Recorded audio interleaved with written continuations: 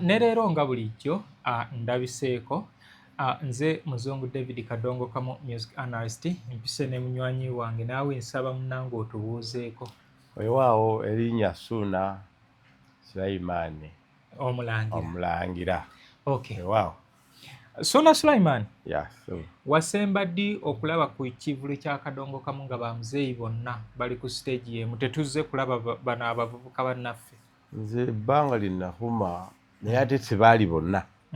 Baani abo be walaba? Kubanga bamuzeeyi be nali ndabyeko. Kwaliko muzeeyi Matiya Kakumirizi. Ne ndabako Sebata ne si ye mukulu ennyo tali mu bo kiri awo. Ne ndabako Luyima ne mukyala we Nakakawa. Ekivulu ekyo gundi kye yategekanga WBS omwami wava munno. Ekivulu ekyo gwe nakoma okubalabirako abangiko. Okay. Mu bamuzeeyi abayimbi ba Kadongo Kamu abaami n'abakyala baliwa abo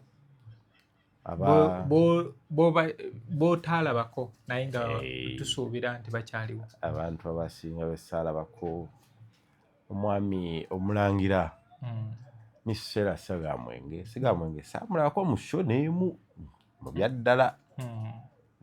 Show nzirayo naye Sigamwenge ye muntu gwe ssaalabako nga performinga. Era ebiseera byonna mbadde nga mpulira muwulire n'okumulabako banga ku kaseti zeezo naye nga ye nga performinga kyambeerera kizibu. Muzeeyi Miss Sarah Sigamwenge we mba sirabidde yasemba okubeera ku stage 1996 si myaka 3 gaweza 3 tulina enjogera egamba nti Ganyana ganywebwa muwangaazi. Oluvannyuma lwa myaka 3 kyategeerekese nti muzeeyi Sigamwenge ne bamu ku ba legends tugenda beera nabo ku stage ennaku z'omwezi nga 31 July wali ku Serena Hotel. Weewaawo naye Sigamwenge yennyini baamuggyeyo batya? Miss Sarah Sigamwenge musajja nga si mwangu wa kukwasaganya.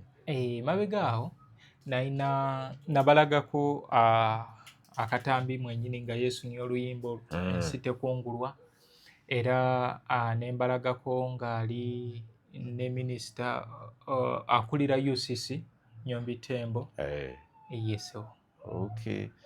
Naye kyemmanyiiko nti yabaddengamuko obukosefu ebbanga eriwerako. Era ffe anti w'okulwa oyazandwadde. Era waliwo ne teepu ye oba ye yasembayo awo bayita Goto Nakaddiya ng'era ali mu kagaali.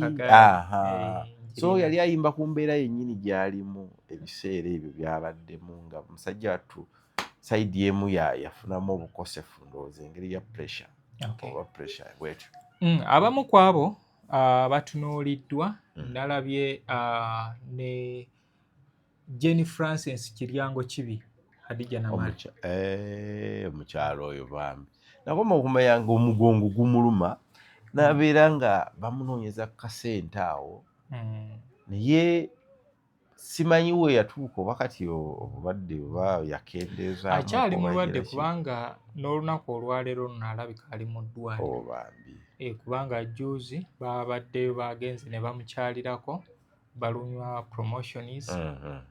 Minisita era yabasindiseeyo ne bagenda okubanga bakyala then oluvannyuma ne bamuggyayo agende afune proper treatment. Kituufu olw'ensonga oba kyova olaba nti kiba kirungi nnyo okubanga abannaffe abakuzeekuzeemu okuyambibwa n'okumanya embeera gye balimu.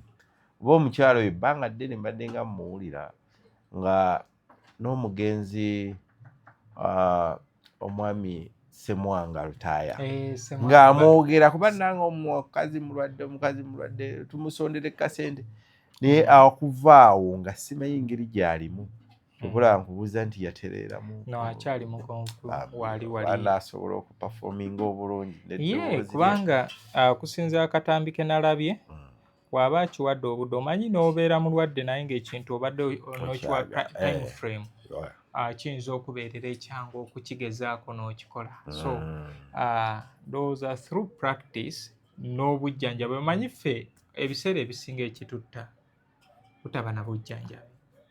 Nabadde naye waliwo omukyala bamuyitanga Nakibuka, Margaret Nakibuka yali asiba enviiri, oba waali oba naye agenda kuba simanyi bulungi awo, oba yaliwoko nabegako namuwulizaako. Margaret Nakibuka, waliwo Margaret Nakibuka oba akyali mukyala wa Andrew Kyambadde. Oyo mutegeera. Then ono yes yoyo bamutuukidde oba akyaliyo simanyi. No, kyemanyi nti obudde buno kye bali mu kukola bagenda babakuŋŋaanya mpola. Bambi bagenda babakuŋŋaanya mpola nga we bagira sofa nga wekiri. Ani gwe weesunze? Kubanga kyenyiza okugamba Ssaalongo Dani Mugula, Matiya Luyima, Matiya Kakumirizi, Wire Mukaabya naye yagenze mu ba legend. Tuyinamu mukadde waffe Rod Fred Sebata naye mwali mu ba legend. Nsuubira mukulu gwe batanatuukirira ye Vincent Muwonge. Naye oyo mwangu wali ekirimyawo wanaaba nga akkiriza. Sisuubira nti asobola okugaana. Naye nze neesunga nnyo Ssegamwenge oyo kubanga mulabako ng'apafominga, kuba ye muntu gwe sirabangako, kyo sikirimba. Ndina abantu babiri nze be neesunze. Ssegamwenge ndowooza tumulinamu nnyonta kubanga abamu tukuze, abamu ne bafa nga bawulira Ssegamwenge nga tebamulabangako. Naye ate waliwo n'omusajja omulala nze gwe neetaaga okulaba ku stage, Ssaalongo Abduziwambaza Mulindwa Nabankema. Kituufu. Omu ku ndowooza ku bamuzeeyi abo, one of the best performers. Neddewo Ssebuguzi oba kakyali bamulongoose emabega awo.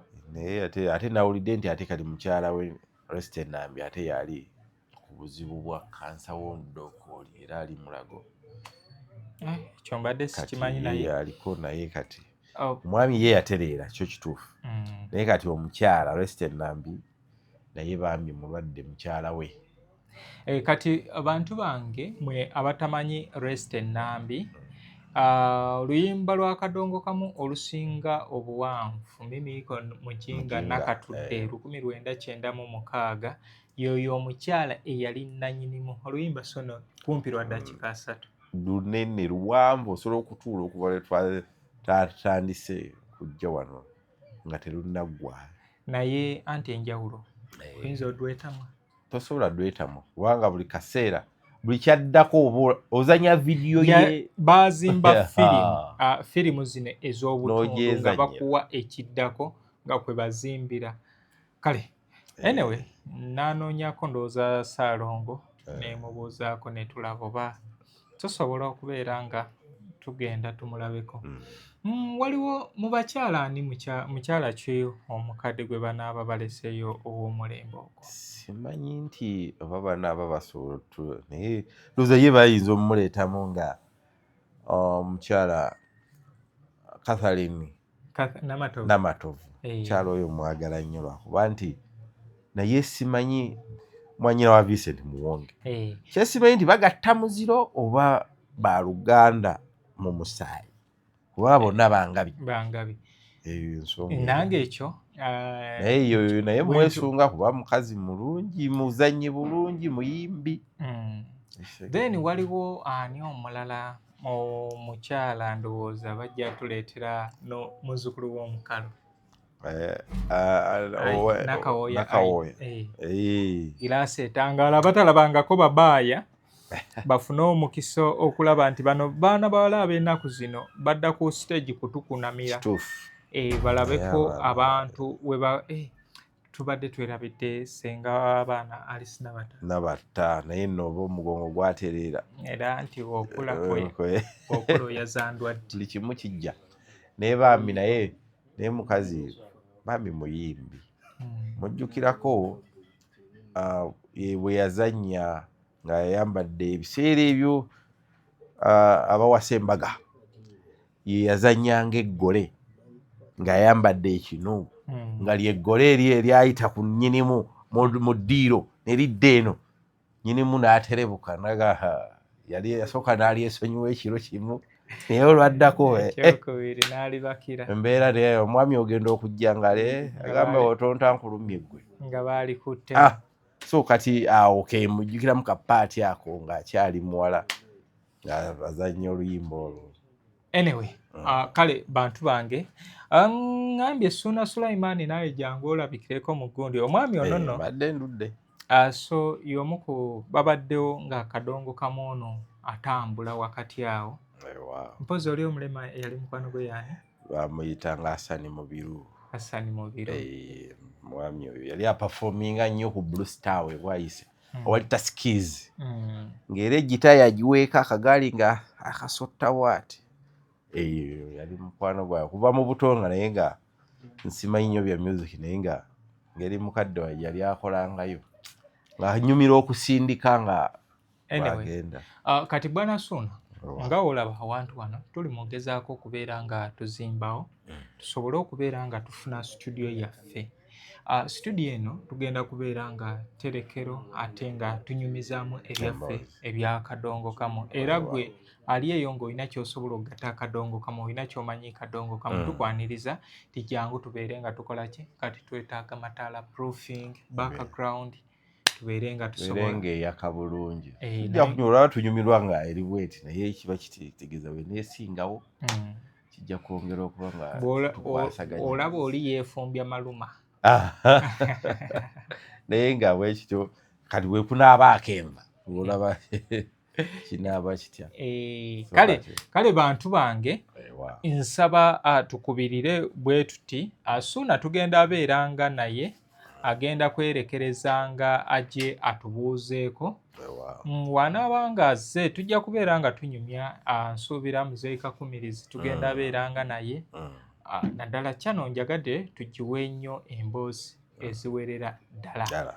Kale siibula weewaawo abandaba abamumanyi n'abatamumanyi n'abanjagala n'abatanjagala balina mbaagadde nnyo era mwebale kundaba erinnya Ssuuna Sulaiman okuva ebwayise wakadongo kamu abasinga bamumanyi abaagazi bakadongo kamu babadde nga bamukima nnyo ewange awo mu junction y'e Kawaala. Kale bantu bange mubeere bulungi mweraba.